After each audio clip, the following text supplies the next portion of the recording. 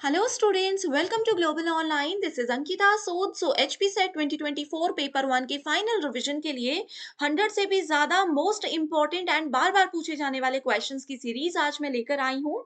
ये वही सवाल हैं जो कि अपकमिंग एग्जाम में ज़रूर एज इट इज़ आ सकते हैं। हर एक क्वेश्चन के साथ आपको कुछ इंपॉर्टेंट ट्रिक्स और एक्सप्लेनेशन भी मैं बताऊंगी ताकि इजीली आपके कॉन्सेप्ट्स भी क्लियर हो जाएं।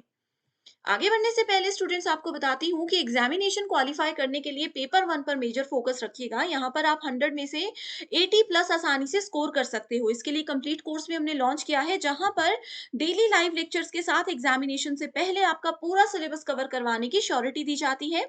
इस लाइव लेक्चर के लिए एक न्यू बैच हमारा स्टार्ट हो रहा है, जहाँ पर हम आपको एमसीक्यूज के साथ साथ प्रीवियस ईयर क्वेश्चंस और कॉन्सेप्ट क्लैरिटी की श्योरिटी देते हैं।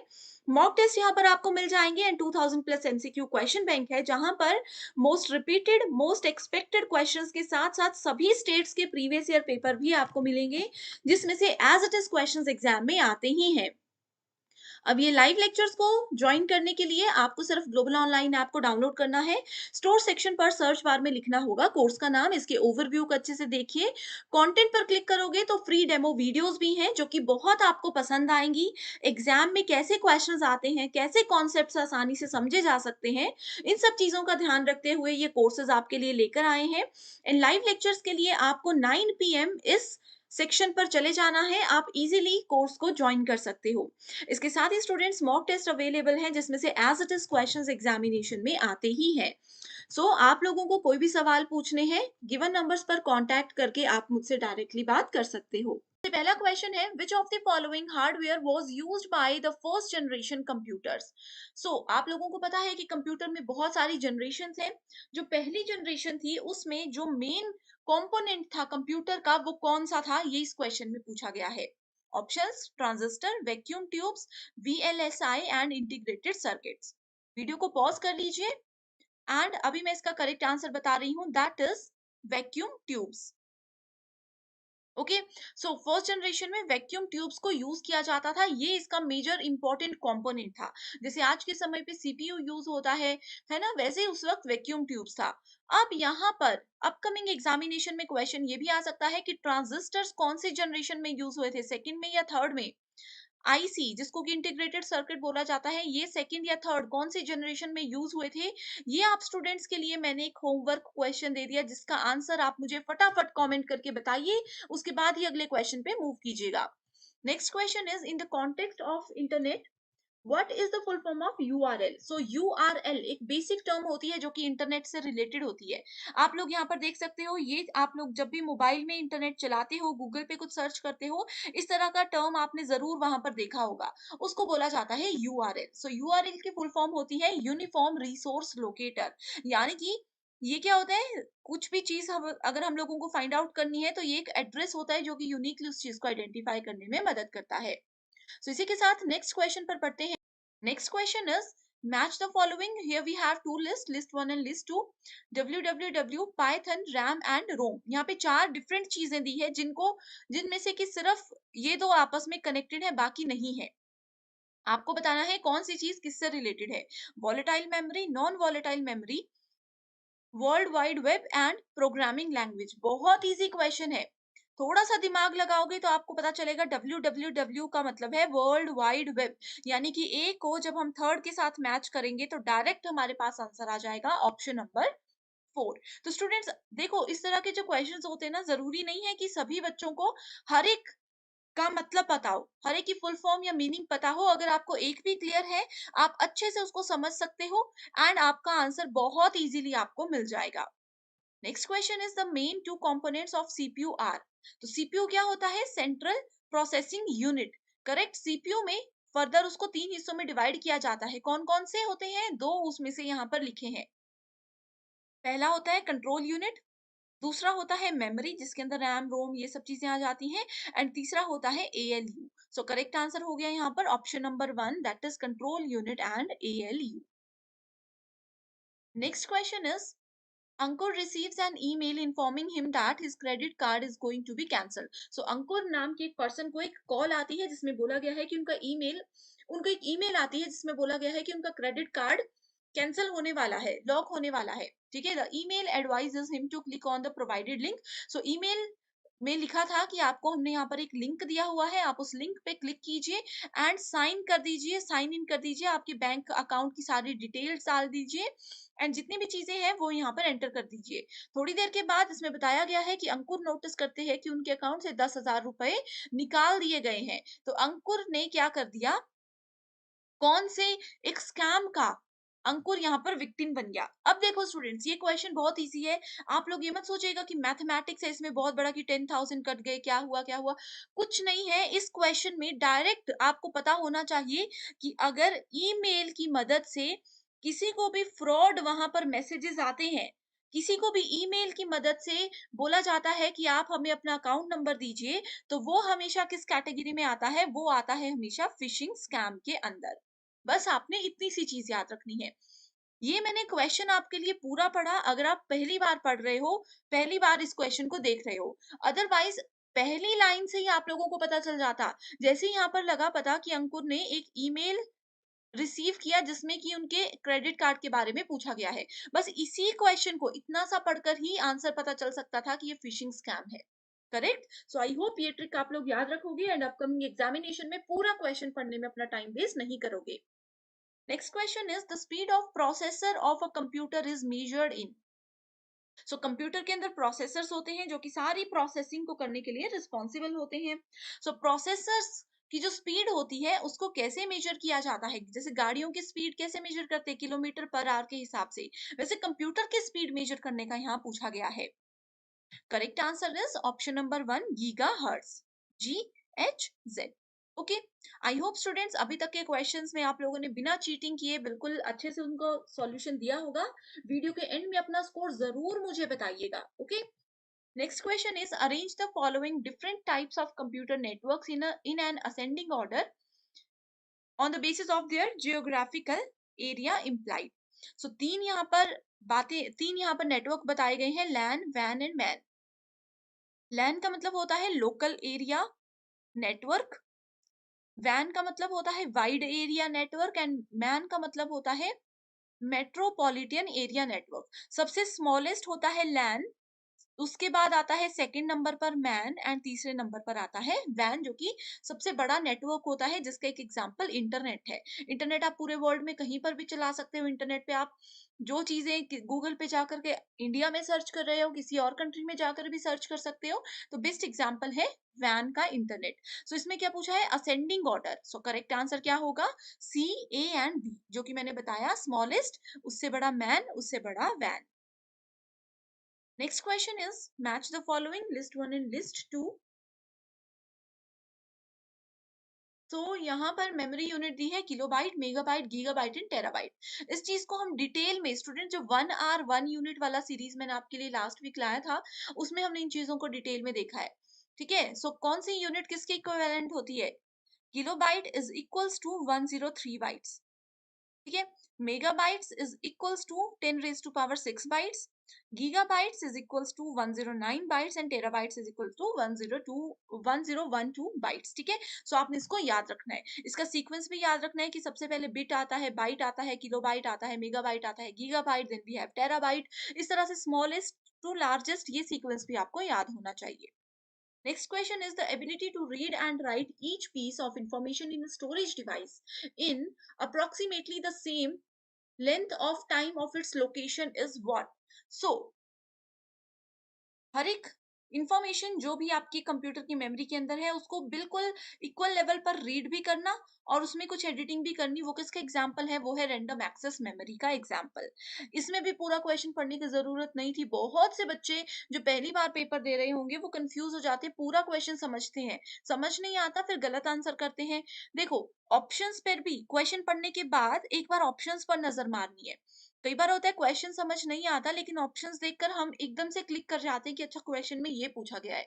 सो जैसे इस क्वेश्चन में रीड एंड राइट की जब बात की गई एंड स्टोरेज डिवाइसेस की जब बात की गई, ये दो चीजें जब मैंने पढ़ी, मैंने इमीडिएटली ऑप्शंस पर नजर मारी एंड मुझे पता लग गया कि यहाँ पर रैंडम एक्सेस मेमोरी की ही बात हो रही है। ये इधर थोड़ा सा हिंदी मीडियम स्टूडेंट्स के लिए मिस्टेक हो गई है, इसको हिंदी में भी रैंडम एक्सेस मेमोरी ही बोलते हैं। Okay, identify the incorrect pair from the following. So pairs दिए गए हैं डॉट जेपीजी। जेपीजी क्या होती है? ग्राफिक फाइल होती है, यानी कि आप लोगों के मोबाइल में जब आप कैमरे से फोटो क्लिक करते हो या व्हाट्सएप पे आपको कोई फोटो आती है, उसमें उसकी प्रॉपर्टीज में जाकर के फाइल का नेम देखना, फोटो का नाम देखना। कुछ कुछ नाम लिखा होगा अजीब सा, उसमें बीच में डॉट लिखा होगा, डॉट के बाद जेपीजी लिखा होगा, डॉट जेपीईजी लिखा होगा। इसका मतलब क्या है कि ये इमेज की फाइल का नाम है।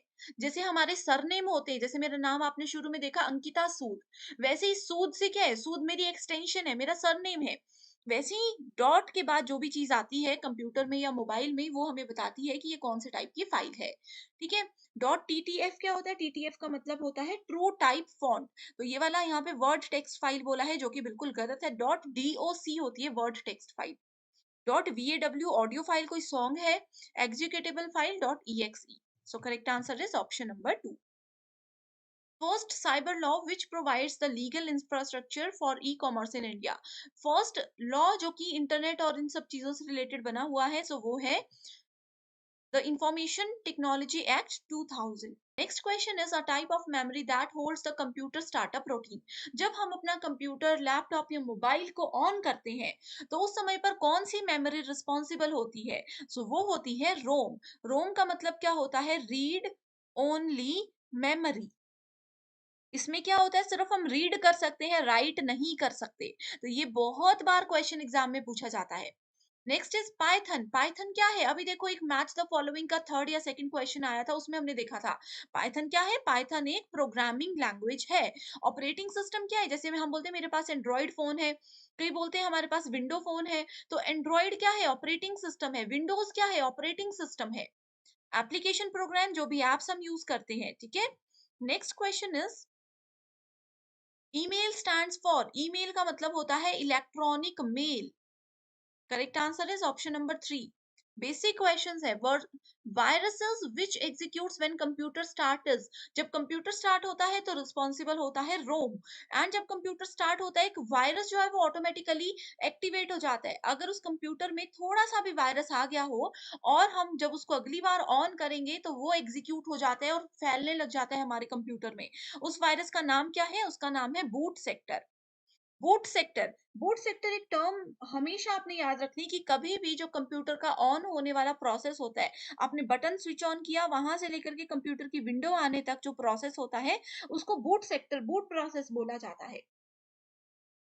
Which of the following are the objectives of malware. So malware क्या होता है? मालवेयर एक कंप्यूटर सॉफ्टवेयर होता है वायरस की तरह। वायरस तो आपने सुना होगा, उसी की तरह मालवेयर होता है, जिसमें कि हमारे कंप्यूटर या सिस्टम में आ जाता है, लेकिन हमें पता नहीं होता। अब ये आता कैसे है? ये इंटरनेट के थ्रू आता है। करेक्ट। सो मालवेयर के ऑब्जेक्टिव्स क्या है? Provide remote control for an attacker to use an infected machine. मेरे कंप्यूटर में मालवेयर आ गया, एंड जिसने भी मालवेयर डाला वो इंटरनेट से मेरा कंप्यूटर देख रहा है। अभी जैसे मैं आप लोगों को पढ़ा रही हूँ, जिसने भी मालवेयर मेरे कंप्यूटर में डाला है, वो देख रहे होंगे कि अच्छा इस समय अंकिता सूद क्या कर रही है। अब मैं अपनी किसी, मान लीजिए, फेसबुक आईडी पे लॉगिन करती हूँ, तो भी उनको पता चल जाता है कि अच्छा मेरी ये फेसबुक आईडी है, ये मेरा पासवर्ड है, उन्होंने देख लिया और वो उसकी मदद से फ्रॉड करना शुरू कर देंगे। करेक्ट। नेक्स्ट क्या है? Investigate the infected users local network. मेरा लोकल नेटवर्क है, उसको उससे इन्वेस्टिगेट करेंगे, पूरी जान पहचान रखेंगे कि मैं क्या क्या कर रही हूँ। और जो मेरा सेंसिटिव डेटा है, जैसे मेरे कंप्यूटर या मेरे मोबाइल में, मान लीजिए कि मैंने अपनी अकाउंट डिटेल्स रखी है या कुछ भी इस तरह की इंफॉर्मेशन रखी हुई है, जैसे मेरा मान लीजिए कि यूट्यूब का पासवर्ड है या इस तरह की चीजें हैं, उसको वो स्टील कर सकते हैं। तो क्या होता है? Malware. All of the above.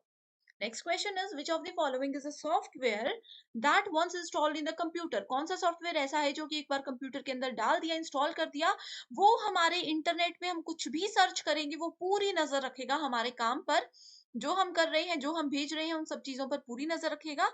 And जो भी एडवर्टाइजमेंट होगी उससे रिलेटेड, वो हमें देगा। अब देखो स्टूडेंट्स, इसका एक बहुत अच्छा एग्जांपल देती हूँ। आप लोगों में से किसी ने अमेजोन पे कुछ सर्च किया, फ्लिपकार्ट पर कुछ सर्च किया, या किसी भी वेबसाइट पर, मान लीजिए आप लोग अभी शूज देख रहे हो, थोड़ी देर के बाद जब आप यूट्यूब पे कोई भी वीडियो देखोगे, आपको एड में भी शूज ही दिखेंगे। आप लोग फेसबुक चला रहे हो, फेसबुक की एड्स में भी आप लोगों को शूज ही दिखेंगे। वो क्यों होता है? क्योंकि उन्होंने आपके कंप्यूटर पे, आपके इंटरनेट पे, कि आप क्या क्या सर्च कर रहे हो, उस पे पूरी नजर रखी हुई है। एंड उसी चीजों से रिलेटेड एडवर्टाइजमेंट आपको दिखाते रहेंगे। तो इस चीज को, इस सॉफ्टवेयर को क्या बोला जाता है? इसको बोला जाता है एडवेयर। एडवर्टाइजमेंट से एडवेयर आपने याद रखना है। आपने देखा होगा कुछ भी आप ऑनलाइन शॉपिंग के लिए सर्च कर रहे हो, उसकी सारी एड्स आपको फेसबुक और यूट्यूब और सब जगह पर नजर आती है। Next question is the number of character in 8 bit sky code. Sky का मतलब होता है American standard code for information interchange. कुछ याद नहीं रखना, एक इसकी फुल फॉर्म याद रखिए। स्काई की फुल फॉर्म, एक 8 बिट स्काई कोड जो होता है वो 256 के बराबर होता है। बिना सोचे समझे, बिना लॉजिक लगाए इसको आपने याद रखना है। The purpose of copying file to a CD. आप लोगों ने सीडीज देखी होंगी। सीडीज हम लोग बचपन में मतलब जब काफी समय पहले सीडीज यूज होती थी। अब एक सीडी लेकर आई मैं, ब्लैंक सीडी, उसके अंदर मैंने शॉपकीपर को बोल दिया कि हाँ इसके अंदर ना अच्छे से गाने डाल दो जो लेटेस्ट चल रहे हैं। तो उस चीज को क्या बोलते? कॉपी पेस्ट करना नहीं बोलते, उस चीज को बोला जाता है बर्निंग। सीडी के अंदर कुछ भी डेटा एंटर करवाती हूँ, डिलीट करवाती हूँ, कुछ भी करवाती हूँ, उसको बर्निंग बोला जाता है। स्पेशली यहाँ पर कॉपी की बात की गई है। A type of memory that holds the computer startup routine. Repeated question है ROM. Next question is bit stands for. Bit क्या होता है? Bit is very important. ठीक है, bit का मतलब होता है binary digit. That is option number 2. ठीक है, so ये bit क्या है? Smallest unit होता है किसी भी डेटा की। अब जैसे आप लोगों ने किलोग्राम सुना होगा, सबसे छोटा क्या होता है? ग्राम्स होता है। ग्राम से छोटा भी कुछ होता है क्या?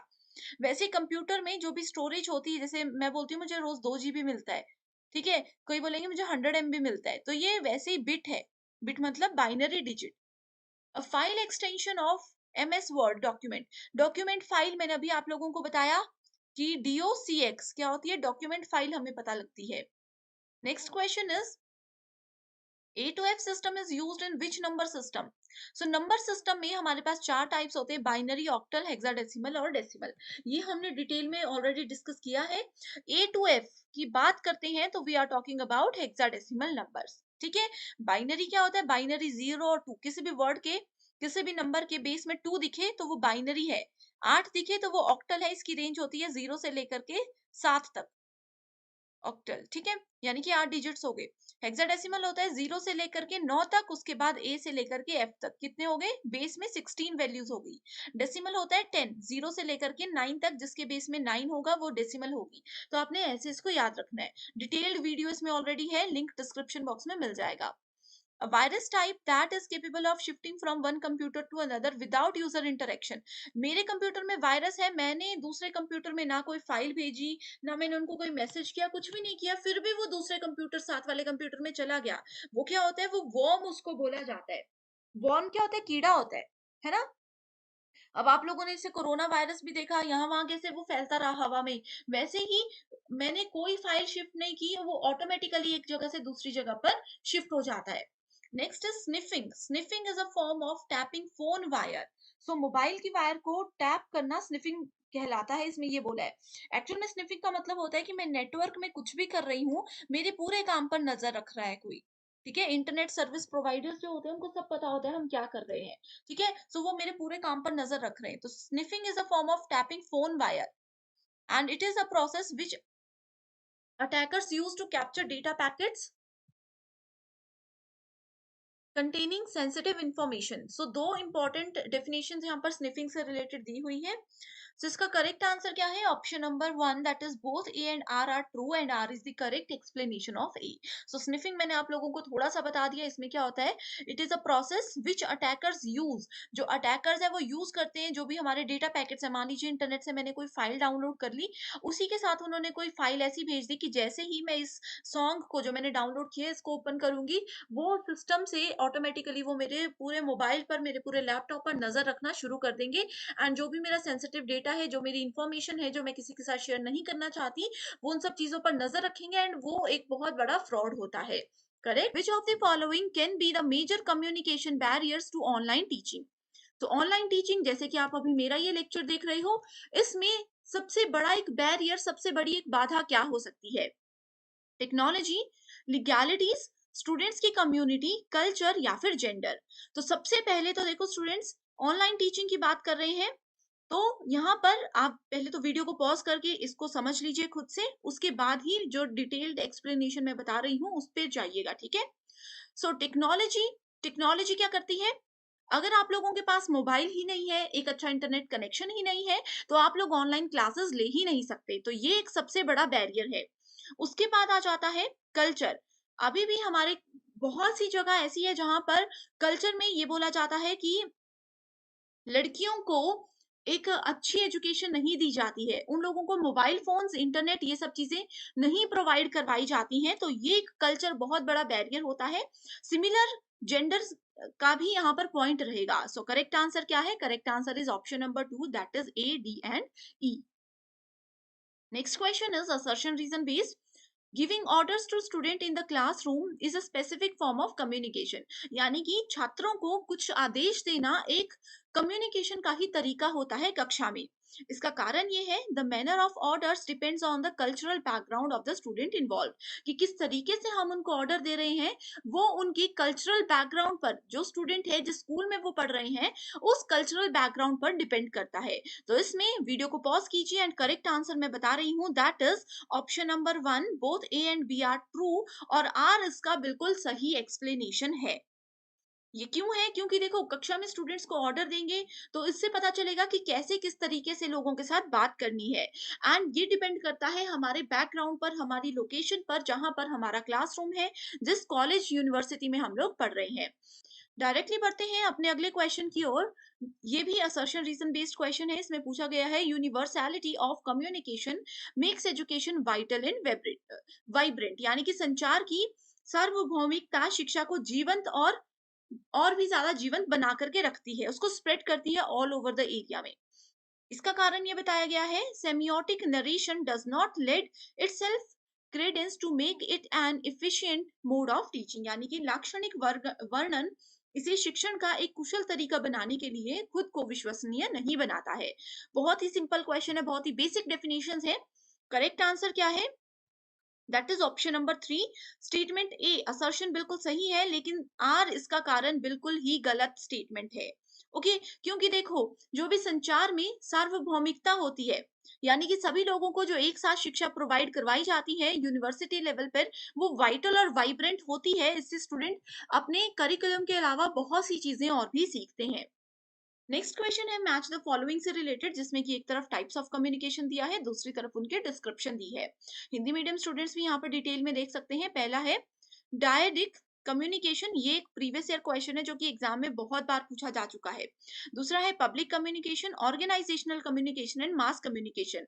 बहुत से स्टूडेंट्स ऐसे होंगे जिन्होंने शायद ऊपर के ये 3 वर्ड्स अभी तक नहीं सुने होंगे, लेकिन मास कम्युनिकेशन यूजीसी नेट अगर आप कर रहे हो तो इस टॉपिक को बिल्कुल मिस नहीं कर सकते। मास कम्युनिकेशन क्या होता है?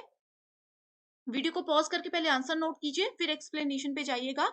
मास कम्युनिकेशन होता है जहां पर एक पर्सन बहुत सारी ऑडियंस को, एक लार्ज नंबर ऑफ ऑडियंस को एक साथ कोई इंफॉर्मेशन प्रोवाइड कराते हैं, जैसे कि न्यूज चैनल, जैसे कि रेडियो एफएम, जैसे कि कोई भाषण देते हैं। ठीक है, तो ये होता है मास कम्युनिकेशन। सो मास कम्युनिकेशन से डायरेक्टली आप इसका आंसर आइडेंटिफाई कर सकते थे कि क्या है। Messages flow through a network of interdependent relationship. ठीक है, एंड बाकी के भी आप यहाँ पर मैच करके देख सकते हो।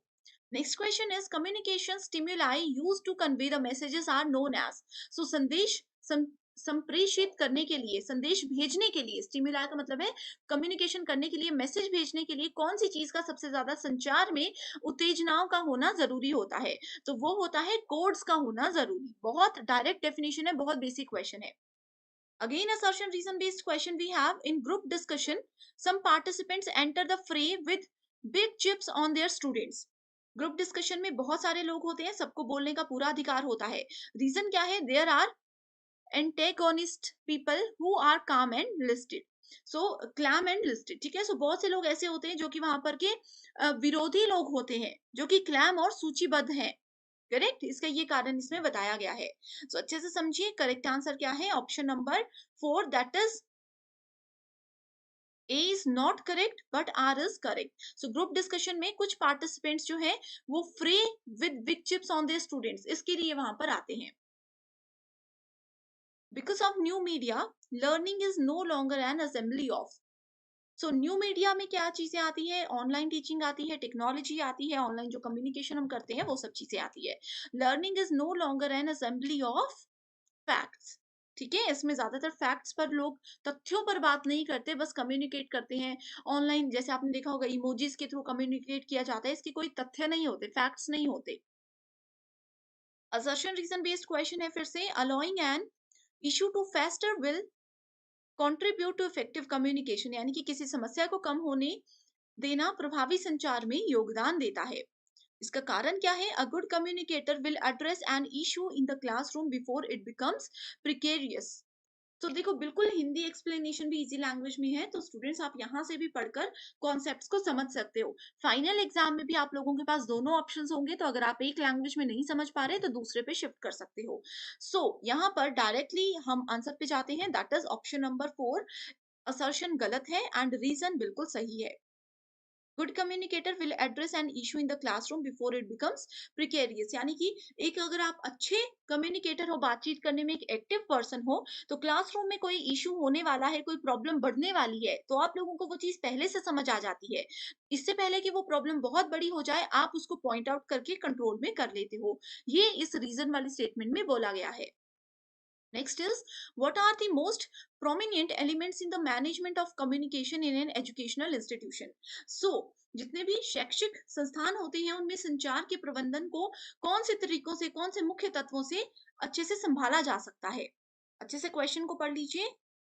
डायरेक्ट मैं आंसर बताती हूँ, that is B, D and E only. ठीक है, तो स्ट्रक्चरिंग वर्क रोल, क्या काम हम करने वाले हैं, किसी और से अपने इंस्टीट्यूशन में क्या काम हम लोग करवाने वाले हैं, ये सारी चीजों को ध्यान में रखते हुए इसमें काम किया जाता है। Next we have keep others inform, कि कोई अपडेट अगर हमारे सीनियर लेवल पर हमें बोल रहे हैं या कोई चीजें हम चेंज करना चाहते हैं, तो बाकी सबको भी उसके बारे में अगर हम इन्फॉर्म करते हैं, तो एक प्रॉपर मैनेजमेंट के साथ एजुकेशनल इंस्टीट्यूशन काम करते हैं, guiding others wherever possible. Next question is, the concept fraction of selection in classroom communication is determined by the expectations of reward related to. So, कक्षा संचार में चयन का अवधारणा अंश संबंधित इनाम की अपेक्षा से निर्धारित होता है। तो किसकी अपेक्षा से उसको निर्धारित किया जाता है? Efforts needed. तो कितने एफर्ट्स, यानी कि कितने प्रयास करने की हमें जरूरत है, इस चीज के बेसिस पर वहां पर काम किया। Next question is assertion reason based, universality of communication makes education. ये स्टूडेंट्स रिपीटेड क्वेश्चन है, इसको आप लोग नोट कर लीजिएगा। नेक्स्ट क्वेश्चन है, एक तरफ एग्जांपल्स दिए गए हैं, दूसरी तरफ टाइप्स ऑफ कम्युनिकेशन दिया गया है। Horizontal, intrapersonal, mass and group communication, basic question है। जल्दी से वीडियो को पॉज करके आप इसका आंसर देख सकते हो। ठीक है, हॉरिजॉन्टल कम्युनिकेशन क्या होता है? Internal conversation with fellow workers, अपने लेवल के लोगों के साथ अगर हम बात कर रहे हैं, जैसे एक डिपार्टमेंट के एचआर दूसरे डिपार्टमेंट के एचआर के साथ बात करते हैं, इस तरह से आप यहाँ पर देख सकते हो। Mass we have already discussed. ठीक है, यहाँ पर फटाफट से आप इसको देख सकते हो, बिल्कुल बेसिक डेफिनेशन है। The chronological sequence in the development of communication system is, so communication अगर हमें करना है तो उसका एक सीक्वेंस होता है, तो वो सीक्वेंस क्या है? इमर्जेंस ऑफ लैंग्वेज, यानी कि हमें पहले भाषा को डिसाइड करना है कि ए और बी अगर बात करना चाहते हैं तो किस लैंग्वेज में बात करेंगे ताकि दोनों को समझ आए। Cave paintings, interpersonal communication, verbal यानी कि बोल करके हम बात करने वाले हैं। Appearance of printing technology, telecommunication system. So correct answer is cave paintings, यानी कि केव पेंटिंग्स का मतलब, यहाँ पे थोड़ा सा हिंदी में प्रॉब्लम है। केव पेंटिंग्स का मतलब होता है कि पहले हमें टॉपिक पता होना चाहिए कि हम क्या करने वाले हैं, कि हम किस बारे में बात करने वाले हैं, किस तरह के लोगों के साथ हम बात करने वाले हैं। उसके बाद लैंग्वेज डिसाइड होती है। इस तरह से ये प्रॉपर सीक्वेंस को हम फॉलो करते हैं। Next question is, the positive impact of communication depends on. तो अगर संचार को हम अच्छा बनाना चाहते हैं तो उसके सकारात्मक प्रभाव क्या हो सकते हैं? तो ये हो सकते हैं प्लानिंग। सबसे पहले अगर हम प्लान करके बातचीत करेंगे तो कभी भी ऐसा नहीं होगा कि हमारी कम्युनिकेशन वेस्ट चली गई, हमने कुछ फालतू बात कर दी। दूसरा है मीडिया सिलेक्शन, यानी कि किस तरीके से हम बात करने वाले हैं, किसी पर्सन के साथ सामने बैठ के बात करेंगे, किसी के साथ मोबाइल फोन पे बात करेंगे, या फिर ऑनलाइन उसको वॉइस मैसेज भेज देंगे, किस तरीके से बात करेंगे। यूज ऑफ लैंग्वेज, यानी कि कौन सी भाषा का प्रयोग हम बातचीत करने में करने वाले हैं। अगर ये तीनों चीजों को आप अच्छे से सेलेक्ट करके किसी के साथ बातचीत करते हो तो आपका कम्युनिकेशन बहुत ही ज्यादा इफेक्टिव माना जाता है। Which of the following factors are important in communication? So संचार में किन चीजों को इंपॉर्टेंट माना जाता है? स्लैंग, यानी कि किस टोन में, किस तरीके से आप बोल रहे हो, मैकेनिकल एटीट्यूड यानी कि आपका एटीट्यूड क्या है। कई बार होता है हम बेसिक सी चीजें बोलते हैं लेकिन हमारे बोलने का तरीका ऐसा होता है कि सामने वाला उसको गलत वे में लेकर के चला जाता है। नेक्स्ट इज फ्रेमिंग, कि किस लेवल तक कौन सी बात हमें किसी को बतानी है।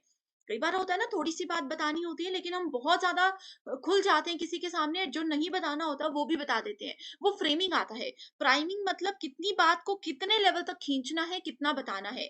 इमीडिएसी मतलब तत्कालता, कितनी जल्दी कितने पॉइंट्स को हमें यहाँ पर प्रेजेंट करना है।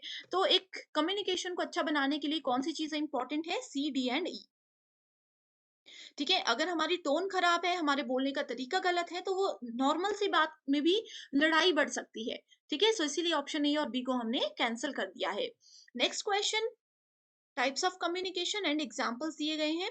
सो बाकी तीन अगर नहीं पता, क्योंकि थोड़ी सी यूनिक लैंग्वेजेस है, यूनिक वर्ड्स हैं, सो आपको नॉन वर्बल पता होगा, जिसमें हम शब्दों का प्रयोग नहीं करते, सिर्फ इशारों से बातें करते हैं। वो इशारे मुंह से भी हो सकते हैं, हाथों से भी हो सकते हैं, बॉडी लैंग्वेज से भी हो सकते हैं। सो इस अकॉर्डिंग करेक्ट आंसर क्या है, करेक्ट आंसर डी के हिसाब से आप देख सकते हो। ट्रैफिक सिग्नल लाइट, ये क्या है, नॉन वर्बल है। ट्रैफिक सिग्नल में कुछ बोला नहीं जाता, सिर्फ रेड लाइट आती है, हम समझ जाते हैं कि हमें रुकने के लिए बोला जा रहा है। अगर आपका ये ऑप्शन अगर आपको आता होता तो देखो आप इजीली करेक्ट आंसर को आइडेंटिफाई कर सकते थे। तो स्टूडेंट्स, यूजीसी नेट में यही तरीका है। कई बार बहुत सी टर्म्स ऐसी आती है जो हमने नहीं सुनी, लेकिन एक टर्म ऐसी होती है जो हमें पता होता है, जो कि बेसिक होती है, एंड उसी के बेसिस पे आप क्या कर सकते हो, करेक्ट आंसर को ढूंढ सकते हो। Next is in communication interpretation of the message depends on. अब देखो स्टूडेंट्स, इस क्वेश्चन में जो मैंने आपको ट्रिक्स बताई, अगर आपको ये हेल्पफुल लगी है एंड आप चाहते हो कि इस सीरीज को मैं कंटिन्यू रखूं एंड इसी तरह से स्मार्ट एंड शॉर्ट ट्रिक्स पे अलग से भी एक वीडियो लेकर आऊं, तो आप मुझे कमेंट जरूर कर सकते हो।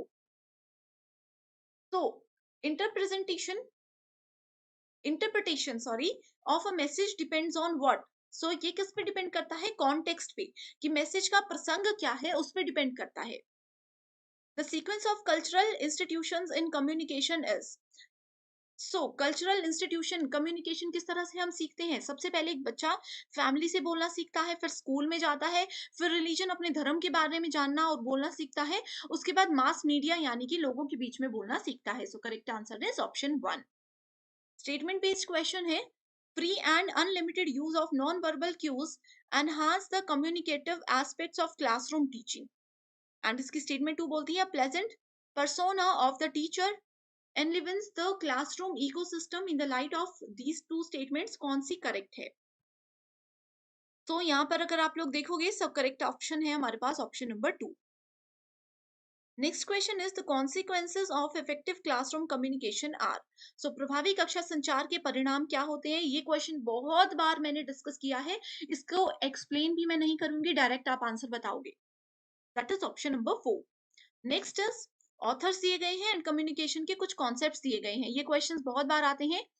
ठीक है, सो देखो कम्युनिकेशन का कौन सा कॉन्सेप्ट किस ऑथर ने दिया है, कम्युनिकेशन के डेफिनेशंस कौन से ऑथर ने दी है, ये भी पूछा जाता है। So option number 3 is the correct answer. इसमें एक्सप्लेनेशन कुछ भी नहीं है, बस आप नाम याद रख लीजिए। Poor listening by audience leads to. अब मैं आपको पढ़ा रही हूँ, आप में से बहुत से बच्चे ऐसे होंगे जो कि वीडियोस देख रहे हैं लेकिन याद कुछ नहीं आ रहा, सुन ही नहीं रहे हैं, तो याद भी कहाँ से आएगा। तो इससे क्या हो सकता है, इससे इनएक्यूरेट इन्फरेंस हो सकता है, यानी कि गलत निष्कर्ष निकल सकता है। अब आप लोग सुनोगे ही नहीं क्लास में टीचर क्या बोल रहे हैं, तो आप लोगों के मार्क्स कम आएंगे, मार्क्स कम आएंगे तो आप लोग ब्लेम करोगे अपने एजुकेटर को कि उन्होंने नहीं पढ़ाया, तो ये इनएक्यूरेट इन्फरेंस होता है। Identify the correct sequence of mass media functions. Mass media function का एक सीक्वेंस कौन सा होता है, ये होता है, पहले आपके पास इंफॉर्मेशन होती है, फिर एजुकेशन, फिर entertainment, then we have transmission of culture, then social integration. Which of the following are true in respect of communication. Communication में कौन कौन सी चीजें बिल्कुल ट्रू है, फिल्टरिंग द प्रोसेस, कि बोलना कितना बोलना है, किसी को कितनी बात बतानी है, बैरियर लेस प्रोसेस, कि कम से कम बाधा हमारे बोलने के तरीके में हो, life long process, universal process या कलेक्टिव प्रोसेस। करेक्ट आंसर है सी, डी एंड ई ओनली, क्योंकि कम्युनिकेशन में हम जितनी मर्जी कोशिश कर लें बैरियर्स ना आए, लेकिन कुछ भी हो सकता है, फिल्टरिंग प्रोसेस भी ये हो सकता है। ठीक है, next is cognitive dissonance in classroom communication is the result of. तो कॉग्निटिव मतलब मेंटल लेवल, किसी के दिमाग में कितनी चीजें हैं, उनका मानसिक जो लेवल है, दिमाग याद रखना, ये सारी चीजें आती हैं कॉग्निटिव के अंदर। तो इसका करेक्ट आंसर है स्टूडेंट के इंटरेस्ट पर। कोई स्टूडेंट अगर अच्छे से सुन रहा है, क्लास में पूरा दिमाग लगा करके सुन रहे हैं, तो वो अच्छा स्कोर करेंगे, उनका इंटरेस्ट है वो तभी सुनेंगे। किसी स्टूडेंट का इंटरेस्ट ही नहीं है, वो जबरदस्ती बैठे हैं, तो वो सुनेंगे ही नहीं, तो क्लासरूम में कम्युनिकेशन बेहतर हो ही नहीं सकता। What is the correct sequence of actions in conducting an intervention based action research in education? यानी कि शिक्षा में हस्तक्षेप आधारित क्रियात्मक शोध करने के लिए क्रियाओं का सही क्रम क्या होता है? सो सिंपल सा क्वेश्चन है, मैं इसको थोड़ा सा एक्सप्लेन कर देती हूँ। डायरेक्ट आप लोगों को इतना नहीं समझना, सिर्फ ये देखना है कि एजुकेशन फील्ड में यानी कि स्कूल कॉलेज लेवल पर अगर एक्शन रिसर्च हमें फॉलो करनी है तो कौन से सीक्वेंस को फॉलो किया जाता है। यानी कि आपको ये तो पता ही होगा कि एक्शन रिसर्च क्या होता है, साइक्लिक रिसर्च होता है। एक साइकिल की तरह वो गोल गोल गोल गोल 4 फेजेस पे घूमता है। वो 4 फेजेस ये हैं, आपको बस ये बताना है कि पहला फेज कौन सा है, उसके बाद कौन सा फेज आएगा। तो ये इस क्वेश्चन में बेसिकली पूछा गया है। बहुत बार स्टूडेंट्स आप लोगों को क्या करना है, क्वेश्चन अगर समझ नहीं आ रहा ना, ऑप्शंस देखिए। ऑप्शन देखने के बाद डायरेक्टली आपको आधी चीजें क्लियर हो जाती हैं कि एग्जैक्टली क्या क्वेश्चन में पूछा जा रहा है। तो इसका वीडियो को पॉज कीजिए एंड इसका आंसर आप नोटबुक में नोट कर लीजिए। तो इस क्वेश्चन का करेक्ट आंसर होगा option number 2। Next question is, which of the following purposes demands action research? So again action research पर based question है। So कौन से action research का क्या उद्देश्य होता है, क्या उसके मेजर डिमांड होती है? Developing a theory, writing a thesis, solving a classroom problem या फिर टेस्टिंग अ थ्योरी। तो एक्शन रिसर्च बेसिकली फोकस करता है, वीडियो को पॉज कर दीजिए, ये फोकस करता है सॉल्विंग अ क्लासरूम प्रॉब्लम। अब देखो क्यों होता है, जैसे कि प्रीवियस क्वेश्चन में भी हमने ये चीज देखी थी। एजुकेशन इंस्टीट्यूशन हो गई, हॉस्पिटल मैनेजमेंट हो गया, जहां पर कोई प्रॉब्लम अगर आती है इमीडिएट हम लोगों को उसका सॉल्यूशन लेना है। उस समय पर डिस्कशन का कोई रोल नहीं होता, बस जो प्रॉब्लम है उसको सॉल्व करने के लिए इमीडिएट हम लोगों को एक्शन लेना है, तो वो होता है action research. Hospital management, school education, बच्चों से रिलेटेड कोई भी काम यहाँ पे हो रहा है, हमेशा आपका करेक्ट आंसर होगा action research. Next question is, which of the following research forms aims primarily at putting to use the theoretical advances with an eye on exploring the potential for journalizability? तो इस question में बहुत confusion हो सकता है students को। आपको इसमें सिर्फ एक कीवर्ड याद रखना है, जहां पे भी हम जर्नलाइजेबिलिटी के पोटेंशियल को एक्सप्लोर करने की बात करते हैं, ठीक है, उसकी प्रगति की ओर ध्यान देने की बात करते हैं, तो कौन सा रिसर्च होता है, ये कीवर्ड मैंने आप लोगों को बहुत बार बताया है अगर आपने थ्योरी लेक्चर्स देखे हैं। सो इसका करेक्ट आंसर होगा option number 4, that is applied research. आपका ऑप्शन अगर स्टूडेंट्स करेक्ट है तो बहुत अच्छी बात है, अगर आपका आंसर ये गलत था तो मैं आपको बता दूं कि सबसे पहले आता है हमारे पास प्योर रिसर्च, जिसको फंडामेंटल रिसर्च भी बोला जाता है। उसके बाद आते हैं action research and applied research. Action research मैंने आपको बताया इमीडिएट, जहां पर हम लोगों को क्विक वहां क्विक एक्शन कहीं पर लेना है, कोई प्रॉब्लम होगी, सोचना नहीं है, डिस्कशन नहीं करना है, किसी से परमिशन नहीं लेनी है, बस उसको प्रॉब्लम को सॉल्व करने के लिए क्विक एक्शन लेना होगा। इस तरह का कोई एग्जाम्पल मिलेगा तो वो एक्शन रिसर्च के अंदर आएगा। अप्लाइड रिसर्च में आता है कि हम एक्सप्लोर करते हैं, हम सोचते हैं कि अच्छा ये कंडीशन हो गई है तो हम ये प्रोसेस को फॉलो करें या नहीं करें, इस तरह की चीजें आती हैं अप्लाइड रिसर्च में। Next is bibliography given in a research report. तो आप लोगों को पता है कि रिसर्च में थीसिस होती है, बिब्लियोग्राफी भी उसके अंदर इंक्लूड की जाती है। तो बिब्लियोग्राफी को ऐड करने का क्या कारण होता है? Helps those interested in further research, यानी कि आगे आने वाले समय में सेम टॉपिक पर अगर कोई रिसर्च करना चाहता है तो ये उसको मदद करता है। Shows vast knowledge of the researcher, यानी कि रिसर्चर के बारे में, जो शोध करता है उसके बारे में ये पूरा ज्ञान हमें बताता है। मेक्स द रिपोर्ट ऑथेंटिक, यानी कि रिपोर्ट को प्रामाणिकता ये देता है। And it in an optional part of report, यानी कि ऑप्शनल होता है, इसको रखना या नहीं रखना हमारी चॉइस होती है। सो करेक्ट आंसर क्या है, जल्दी से इसको आप लोग मार्क कर लीजिए अपनी नोटबुक में। अभी मैं आंसर बता रही हूँ, that is option number 1, helps those interested in further research. For example मान लीजिए कि किसी भी सोशल प्रॉब्लम से रिलेटेड मैं अभी रिसर्च कर रही हूँ, ठीक है, आने वाले समय में अभी 2023 में मैं ये रिसर्च कर रही हूँ, 2025 में मान लीजिए आप में से कोई student as it is topic पर रिसर्च करने वाले हैं, तो आप लोग अगर देखना चाहते हो कि अच्छा अंकिता मैम ने इस टॉपिक पर क्या रिसर्च किया था, उनको क्या क्या चीजें मिली, कैसे कैसे उन्होंने हेल्प किया था, वो सारी चीजें देखने के लिए आप बिब्लियोग्राफी देख सकते हो। आगे समय में फ्यूचर में जो भी इस टॉपिक पे रिसर्च करेगा उनको बिब्लियोग्राफी से मदद मिल जाती है। Next is, in which method of research the independent variable is manipulated to observe and measure its effect on dependent variables.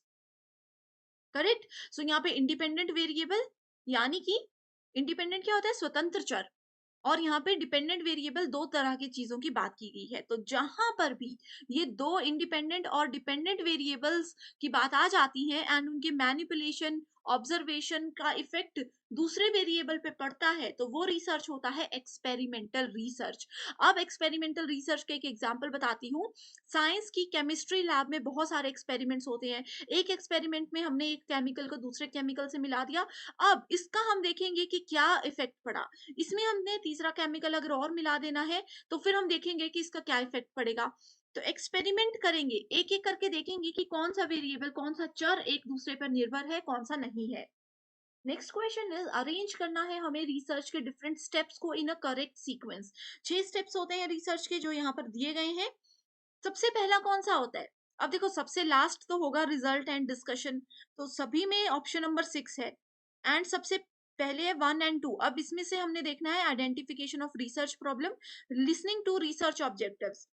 सबसे पहले क्या होनी चाहिए? आप रिसर्च क्यों करोगे? आप तभी किसी प्रॉब्लम का सॉल्यूशन ढूंढोगे जब आपके पास कोई प्रॉब्लम होगी, है ना?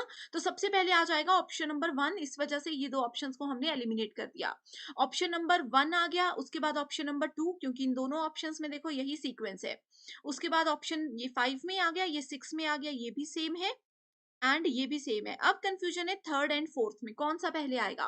पहले आ गया रिसर्च प्रॉब्लम पता होनी चाहिए, रिसर्च का ऑब्जेक्टिव पता होना चाहिए, उसके बाद डेटा को कलेक्ट करना है या फिर मेथड्स को यूज करना है। इन दोनों में आप अच्छे से समझ लीजिए और इसका करेक्ट आंसर है ऑप्शन नंबर 2, दैट इज पहले हम लोगों को मेथड देखना है। रिसर्च के बहुत सारे मेथड्स होते हैं जो कि ऑलरेडी मैं डिटेल में आप लोगों के साथ बहुत बार डिस्कस कर चुकी हूँ। उन मेथड्स में देखेंगे कौन सा रिसर्च का मेथड यहाँ पे यूज होगा, उस मेथड को ध्यान में रखते हुए फिर हम क्या करेंगे, डेटा को कलेक्ट करने के लिए शुरू हो जाएंगे। ठीक है, अगर स्टूडेंट्स आपने इस तरह के टॉपिक डिटेल में अभी तक नहीं देखे हैं तो आप मुझे कमेंट कर दीजिए, मैं वहां पर आपके साथ लिंक्स शेयर कर दूंगी। Next question is, in which of the following there is considerable scope for violation of research ethics. Research ethics का मतलब होता है नैतिकताएं। अब रिसर्च की नैतिकताओं का उल्लंघन करना यानी कि वियोलेशन करने का क्या यहाँ पे पॉइंट है, ये पूछा गया है। Problem formulation, data interpretation, hypothesis making, reporting of research result या फिर using research tools prepared by others. So अगर इनमें से कौन सा स्टेप हम फॉलो करेंगे और हम हमें काउंट कर दिया जाएगा कि हमने रिसर्च की नैतिकताओं का उल्लंघन किया है, तो सबसे पहला तो इसमें आ जाएगा किसी दूसरे के रिसर्च टूल्स को यूज करना।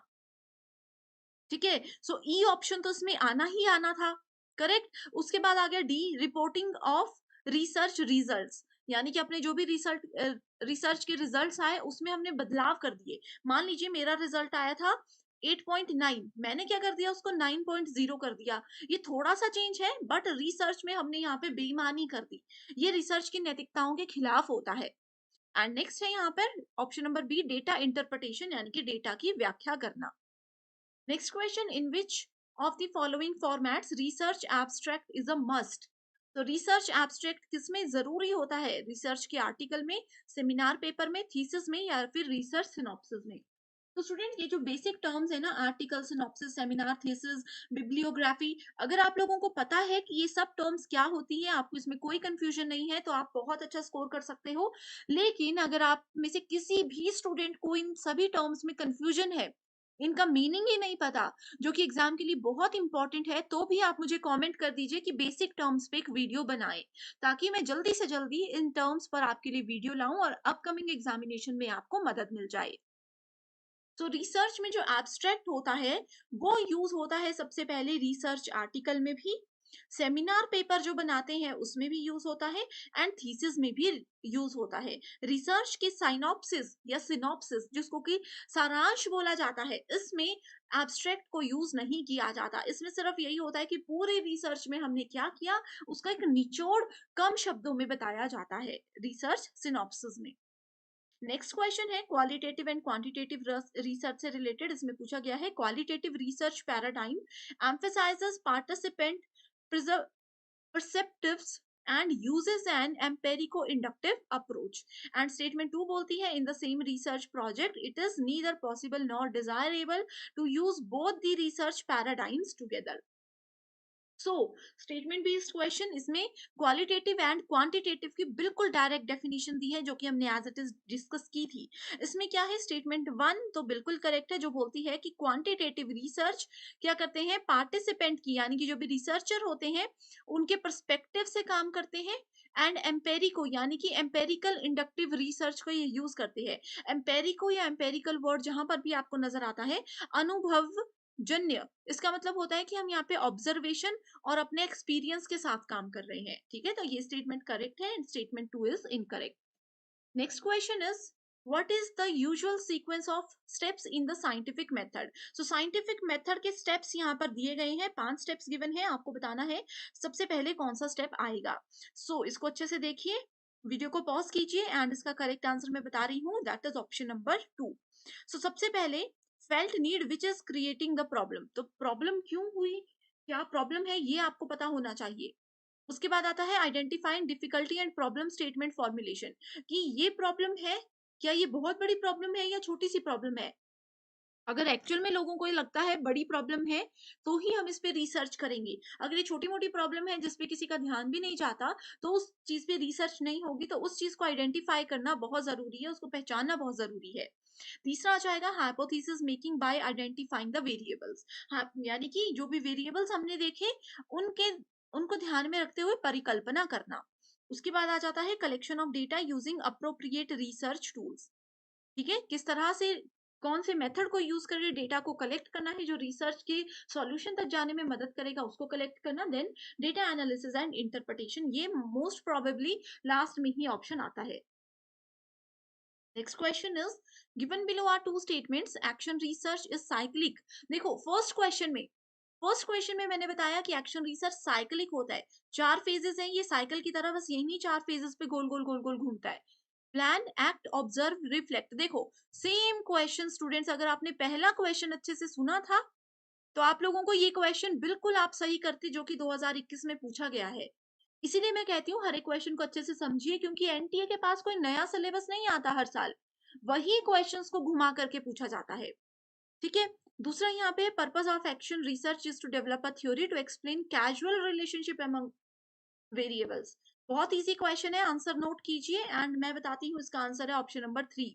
ये स्टेटमेंट बिल्कुल इनकरेक्ट है, क्योंकि एक्शन रिसर्च इमीडिएट एक्शन लेता है। उस समय पे अगर हम थ्योरी बनाने लग गए, डॉक्यूमेंट्स रेडी करने लग गए, किसी से परमिशन मांगने लग गए, तो कुछ नहीं होगा, तो एक्शन रिसर्च का कोई मतलब ही नहीं है। ठीक है, एंड इसमें ये साइक्लिक प्रोसेस को फॉलो करता है, जो कि बिल्कुल करेक्ट स्टेटमेंट है। Next question is use of ICT in research facilitates access and accuracy of research findings, and इसका reason ये बताया गया है, a researcher has to follow various styles of referencing and format while writing a thesis with an intent for deriving support from ICT। इसमें पहली statement में ये बोला गया है कि रिसर्च के दौरान अगर हम आईसीटी यानी कि कंप्यूटर, इंटरनेट, ये सब चीजों का, टेक्नोलॉजी का यूज करते हैं तो इजीली हम डेटा कलेक्ट कर सकते हैं और हमारे रिसर्च का जो रिजल्ट होगा वो बिल्कुल एक्यूरेट होगा, वो बिल्कुल सटीकता के साथ काम करेगा। इसका कारण ये बताया गया है कि रिसर्चर को बहुत सारे रेफरेंसिंग के स्टाइल और फॉर्मेट फॉलो करने पड़ते हैं रिसर्च थीसिस के लिए, जिसमें कि आईसीटी उनको बहुत ज्यादा मदद करता है। तो आपको क्या लगता है कौन से स्टेटमेंट्स करेक्ट हैं? करेक्ट आंसर क्या होगा? ये तो बिल्कुल करेक्ट है कि कंप्यूटर से अगर हम मदद करते हैं रिसर्च में तो इजीली काम हो जाएगा, सटीकता से काम होगा, लेकिन इसका कारण बिल्कुल स्टेटमेंट गलत है। Next question is which of the following research is intervention based, cyclic in nature and improvement focused. कौन सी साइक्लिक होती है? देखो एक ही वर्ड से आपको करेक्ट आंसर आ जाएगा, एक्शन रिसर्च। कुछ नहीं पढ़ना, ये छोटे छोटे से कीवर्ड्स हैं जो कि मैं आपको इस कंप्लीट सेशन में बता रही हूँ। देखो स्टूडेंट्स, इससे पहले मैंने आप लोगों के लिए 1 यूनिट 1 आवर वाला सेशन भी लाया। 1 घंटे में हमने कंप्लीट रिसर्च एप्टीट्यूड, 1 घंटे में हमने कंप्लीट टीचिंग एप्टीट्यूड, इस तरह से टोटल 10 यूनिट्स कवर की थी। उसके बाद 1 यूनिट 20 मिनट्स में कवर की थी, ये सीरीज भी मैं आपके लिए लेकर आई थी, जिसमें सिर्फ इस तरह के शॉर्ट ट्रिक्स मैंने आपको बताए थे, छोटे छोटे वर्ड से आप कैसे आंसर को आइडेंटिफाई कर सकते हो ये बताया था। तो अगर आपने वो देखे होंगे तो मुझे 100% श्योरिटी है कि इस मॉक टेस्ट में 50 में से आप लोग 45 प्लस इजीली स्कोर कर सकते हो।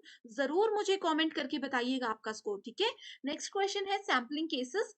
सैम्पलिंग क्या होता है? नमूनाकरण। 1000 लोग मेरे पास है, ठीक है, 1000 लोग हैं, मैं गई रिसर्च करने के लिए किसी कॉलेज में, 1000 बच्चे सामने रख दिया, मैं 1000 लोगों से तो क्वेश्चन नहीं पूछूंगी। लेकिन 1000 में से मैंने क्या किया, सिर्फ टॉप 100 बच्चों को सिलेक्ट कर लिया। टॉप 100 वो किसी भी बेसिस पे हो सकते हैं, स्कॉलर स्टूडेंट्स भी हो सकते हैं, जो गेम्स में बेस्ट है वो भी हो सकते हैं। रैंडमली पहले 100 बच्चे जो मुझे गेट पर दिख गए, मैंने उनको बुला लिया। ये क्या हो गए, ये 1000 में से मैंने सैंपल ले लिया 100 का। सो सैंपल केसेस का मतलब क्या होता है, सैंपल मैंने बता दिया। अब इजीली इस क्वेश्चन का आंसर आप दे सकते हो, अच्छे से इसको समझ लीजिए। इसका मतलब होता है sampling of people, newspaper, television programs etcetera. So sampling of people, यहाँ पे सैम्पलिंग ऑफ स्टूडेंट्स यहाँ पर हमने किया। A research method which focuses on establishing causal relationship with controls among variables, independent, moderator and dependent is called. इसको क्या बोला जाता है, इसको एक्सपेरिमेंटल रिसर्च बोला जाता है। प्रीवियस क्वेश्चन भी हमने किया, इंडिपेंडेंट डिपेंडेंट वेरिएबल्स के बीच में कैजुअल रिलेशनशिप था एक्सपेरिमेंटल रिसर्च में। Next is, a university teacher plans to study the performance of student in implementing specific projects in term of their creativity level. So students की creativity कितनी ज्यादा है उसको ध्यान में रखते हुए एक उनका performance chart एक यूनिवर्सिटी में टीचर्स ने बनाया। So इसमें कौन सा रिसर्च यूज होगा, इसमें आपके पास ex post facto research use होगा। एक्स पोस्ट फैक्टो होता है आफ्टर द इंसिडेंट, यानी कि कुछ प्रॉब्लम हो गई, उसके बाद हमें पता चलता है कि अच्छा ये हो गया है, अब हमें पता चल रहा है, अब उसके बाद हम रिसर्च करेंगे। सो एक्स पोस्ट फैक्टो, पोस्ट का मतलब ये होता है बाद में।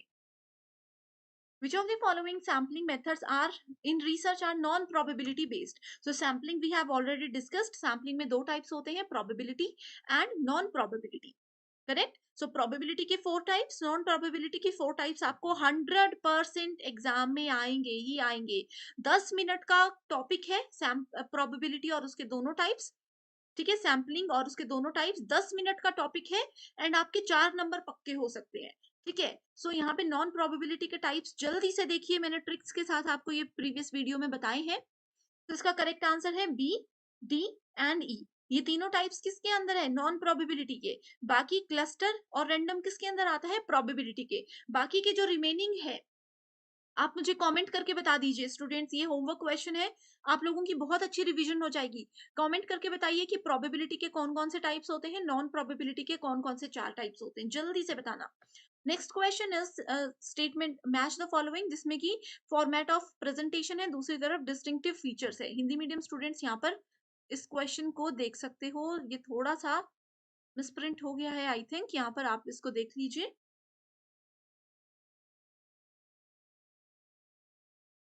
सो यहाँ पर ये देख सकते हो, ठीक है, thesis, dissertation, research paper, workshop, seminar, जैसे कि मैंने बताया ये छोटी छोटी टर्म्स है जो कि बहुत कंफ्यूजन क्रिएट करती हैं, तो इस पे एक सेपरेट वीडियो चाहिए तो बता दीजिए। सो थीसिस एंड डिसर्टेशन, इस ये क्या होता है, एक सिस्टमैटिक प्रिस्क्राइब्ड फॉर्मेट होता है जो कि एक यूनिवर्सिटी आपको बताती है रिसर्च के दौरान। रिसर्च पेपर क्या होता है, रिसर्च पेपर एक प्रेजेंटेशन होते हैं, जो भी आपने रिसर्च किया उसका समरी, उसको एक फटाफट से संक्षिप्त में बताया जाता है कि पूरे रिसर्च में हमने ये किया, ठीक है। वर्कशॉप क्या होता है, वर्कशॉप एक target oriented group based reflection होता है, इसमें एक ग्रुप डिस्कशन हम बोल सकते हैं, सभी लोगों को कलेक्ट किया जाता है एंड उनको सिखाया जाता है इसमें काम। सेमिनार क्या होता है, seminar is a reflective deliberations based on specific theme, कोई टॉपिक पर आप लोगों को इधर नॉलेज शेयर किया जाता है सेमिनार्स में। नेक्स्ट क्वेश्चन है, when a research problem is related to heterogeneous यानी कि different type of population, the most suitable sampling, बहुत तरह के लोग हैं हमारे पास, मेल भी है फीमेल भी है, जिसमें छोटे बच्चे भी हैं, बड़े बच्चे भी हैं, बुजुर्ग भी हैं, सब लोग हैं। तो इस तरह के अगर लोग आपके सामने हैं तो आपको सैम्पलिंग करनी है, ठीक है। तो कौन सा सैम्पलिंग मेथड बेस्ट होता है, तो उसके लिए स्ट्रेटिफाइड सैम्पलिंग बेस्ट होता है। स्ट्रेटिफाइड को याद रखना है स्ट्राटा से, स्ट्राटा का मतलब होता है ग्रुप, ठीक है। अलग अलग टाइप के ग्रुप है, जैसे मेल फीमेल, आगे भी उनको एज में डिवाइड किया जाएगा। Next question is, which of the following is not true about E journals, E journal के हिसाब से कौन सा ट्रू नहीं है। देखो ये भी एक बेसिक टर्म है, इसको ई पत्रिका बोला जाता है। जल्दी से इसको पढ़ लीजिए क्वेश्चन को एंड आंसर नोट कर लीजिए अपने पास। करेक्ट आंसर है they are always free of cost, ठीक है। सो ई जर्नल्स क्या होते हैं, ऑलवेज फ्री ऑफ कॉस्ट होते हैं, ये स्टेटमेंट ट्रू नहीं है, ये बिल्कुल गलत है। बाकी इसकी स्टेटमेंट्स बिल्कुल सही है, बेसिक डेफिनेशन है ये इसकी। when academicians are called to deliver lectures or presentation to an audience on certain topic or set of topic of educational nature, देखो किसी भी शिक्षावादी को अगर कोई टॉपिक दे दिया जाता है एंड बोला जाता है कि बहुत सारे बच्चे हैं आपके सामने, उनको आपने इस टॉपिक पर जो है समझाना है, तो उसको क्या बोला जाता है? उसको बोला जाता है सेमिनार। आपके कॉलेज में भी आपने देखा होगा सेमिनार्स बहुत होते हैं, ठीक है? सो ये छोटे-छोटे डिफरेंसेस है जो कि इंपॉर्टेंट है, मैं बार-बार इस चीज पर फोकस कर रही हूँ। Next is the written format of a research work is known as, so research work का जो रिटन फॉर्मेट होता है उसको रिसर्च रिपोर्ट बोला जाता है। Next question, in research methodology interpretation is the search of, interpretation किस चीज को ढूंढना होता है, व्याख्या करना किस चीज को ढूंढना होता है? ये होता है रिसर्च की फाइंडिंग्स को कि एग्जैक्टली प्रॉब्लम क्या है एंड हमें सॉल्यूशन पता है कि ये इसका सॉल्यूशन हो सकता है, कैसे उसके पास तक पहुंचना है। Next we have types of research and उसके फीचर्स, जो कि हिंदी मीडियम स्टूडेंट्स भी यहाँ पर देख सकते हो, ठीक है?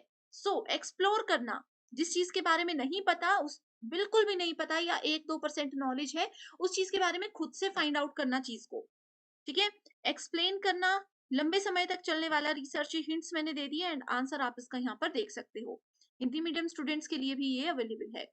Next question is a non government organisation conducted a study in gram panchayat, किसी नॉन गवर्नमेंट ऑर्गेनाइजेशन या आपकी ग्राम पंचायत में एक स्टडी रखवाई जिसमें कि इम्पैक्ट देखा गया, campaign approach on enrolment and retention of rural elementary school children, ठीक है? बच्चों से रिलेटेड है, समझने की ज्यादा डिटेल में जरूरत नहीं है, बस इतना समझ लीजिए कि कैंपेन रखा गया ग्राम, आपके गांव में जाकर के, जहां पर के एलिमेंट्री रूरल एलिमेंट्री स्कूल बच्चों पर फोकस किया गया कि उनकी कितनी एनरोलमेंट है, कितने बच्चे आते हैं और क्या प्रोसेस है।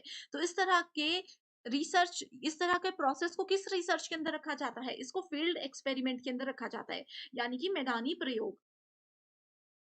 इसमें क्या होता है, आप वो लोग फील्ड में जाते हैं, जगह-जगह जाते हैं, लोगों से रिव्यूज लेते हैं, अलग-अलग स्कूल्स में जाकर के result, in which teaching method learners participation is made optimal and proactive, तो टीचिंग के कौन से मेथड में लर्नर्स की यानी कि स्टूडेंट्स की भागीदारी को इष्टतम और सक्रिय बनाया जाता है?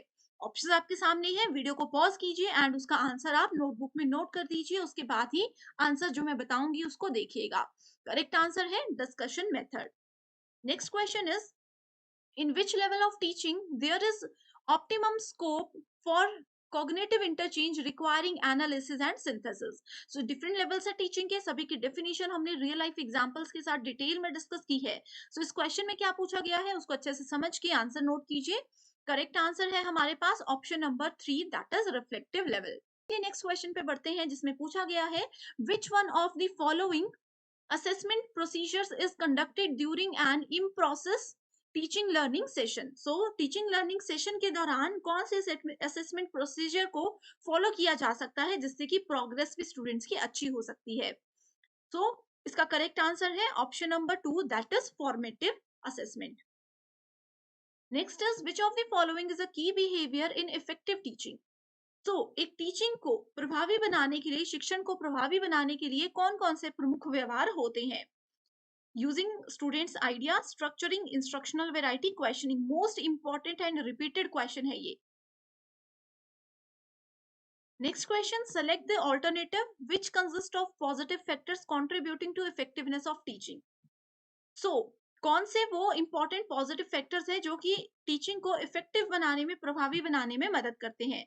फैक्टर्स दिए गए हैं, अपने आप को एक टीचर की जगह पे रखिए एंड रियल लाइफ में क्या क्या चीजें कैसे काम कर सकती हैं, उस तरह से आप इस क्वेश्चन को सॉल्व कीजिए तो डेफिनेटली आपका आंसर बिल्कुल सही होगा। वीडियो को पॉज कीजिएगा एंड करेक्ट आंसर है option number 4, that is A, C and F. Next question is, in the list given below identify those key teaching behaviors which have been observed to be contributive to effectiveness, again teaching को effective बनाने के लिए कौन से की behaviours use हो सकते हैं? लिस्ट आपके सामने है, इस क्वेश्चन को ऑलरेडी हम डिस्कस भी कर चुके हैं, तो अगर आप हमारे रेगुलर स्टूडेंट्स हो, थ्योरी सेशंस आपने देखे हैं, तो बहुत इजी क्वेश्चन ये आपको लगेगा। करेक्ट आंसर है option number 3। Next question is, what is the hallmark of reflective teaching, चिंतनशील शिक्षण की पहचान क्या होती है? रिफ्लेक्टिव टीचिंग क्या है? ये एक लेवल है जो कि हाईएस्ट लेवल होता है, थर्ड लेवल होता है। करेक्ट, तो right answer here is option number 1। Next question is, which of the following Characteristic in classroom teaching behavior as given below will be classified as a part of formative assessment. तो formative assessment क्या होती है? जो कि class के immediately बाद teacher students के assessment करता है कि आज हमने क्या पढ़ा, आज हमने क्या क्या चीजें सीखी, वो एकदम से क्लास के बाद एक स्टूडेंट्स का छोटा सा टेस्ट होता है, that is called formative assessment. तो इससे रिलेटेड कौन से स्टेटमेंट्स ट्रू है वो आपने चेक करना है. करेक्ट आंसर है option number 2. Identify those teaching strategies which are learner centred. तो शिक्षार्थी केंद्रित जो मेथड्स हैं, कौन कौन से उसके पॉइंट ऑफ व्यू से सही स्ट्रेटेजीज हैं. अच्छे से पढ़िए. इंग्लिश में थोड़ी प्रॉब्लम है तो हिंदी में पढ़ सकते हो, हिंदी में समझने में प्रॉब्लम है तो इंग्लिश में पढ़ सकते हो. बहुत सिंपल क्वेश्चंस हैं. Correct answer is option number 3. Next question, identify from the following list of competencies of teaching those which are related to personality and attitude.